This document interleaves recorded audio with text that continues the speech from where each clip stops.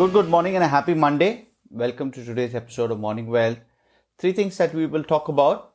Wall Street is the most bullish on commodities in a decade.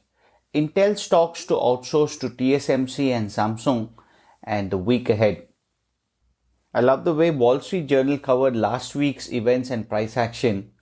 They say anyone who would have seen last week's newspaper headlines in advance and guessed the direction of stocks deserves a Nobel Prize in economics or at least a PhD in abnormal psychology. The first part of the week wasn't all that odd when viewed in context. Investors usually applaud divided government, but Democrats' victory in both Georgia runoffs makes another round of fiscal stimulus more likely from the incoming Biden administration. Stocks surged.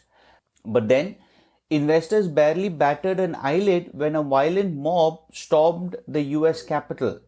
The Dow rallied 650 points Wednesday and Thursday combined.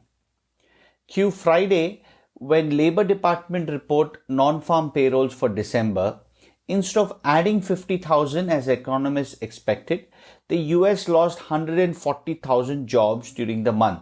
Given the likely reason for many of the losses, which are concentrated in service jobs, January might look even worse. The COVID-19 pandemic is resurgent with records set this week for infections, hospitalizations and deaths. The emergence of a more contagious new strain in several states and around the world combined with disappointingly slow vaccine rollout probably means things will get worse before they get better. But naturally, stocks rose. The tech-heavy Nasdaq led the way for a second session in a row, rising a bit more than 1%, while the Dow tracked a nearly 57-point increase. The S&P 500 also gained 1.8% for the week. Treasuries fell, boosting the 10-year yields above 1.11%. The dollar gained against the entire G10 basket. Oil jumped while gold dropped almost the same amount.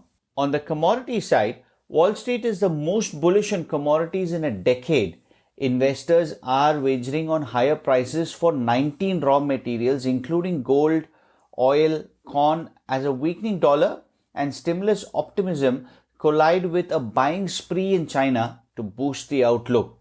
That's a stark turnaround for a market that has struggled to lure investors since the last China-driven super cycle.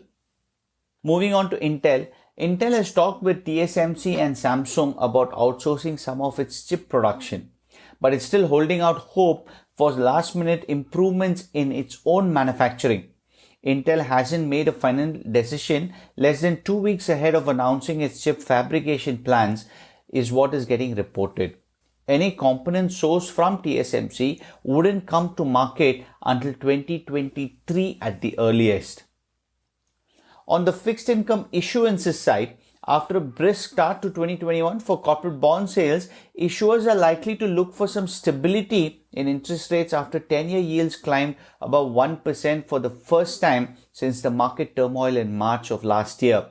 Blue chip companies are expected to bring about 20 billion to 40 billion in high-grade bonds this week, according to some informal poll of primary dealers. That could be a marked slowdown from last week when sales had crossed about 50 billion mark. The week ahead, the outlook for economy and monetary policy feature large this week, with more than a dozen chances to hear from the Fed, including from Mr. Jerome Powell. ECB's Christine Lagarde is also scheduled to speak twice. We will be also looking out for comments from BOJ and BOE. ECB minutes are due on Thursday. US data is also on focus. The CPI, PPI and import prices probably firmed in December, though it may be just a head fake as pressures in the goods sector mask disinflation in rents and services, according to Bloomberg economics. Retail sales, industrial production and Fed's beat book are also on tap. More importantly, Joe Biden is due to lay out stimulus plans on Thursday.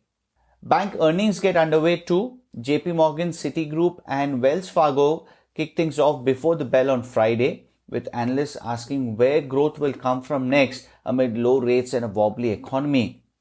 On other earnings that we'll be looking out for would be BlackRock, TSMC and Wipro. China's exports may record a double-digit year-on-year increase for the third month in a row in December, while imports also climb. The data, which is due on Thursday, will also offer detail on commodities purchases. Germany will publish its first reading for the 2020 GDP on Thursday.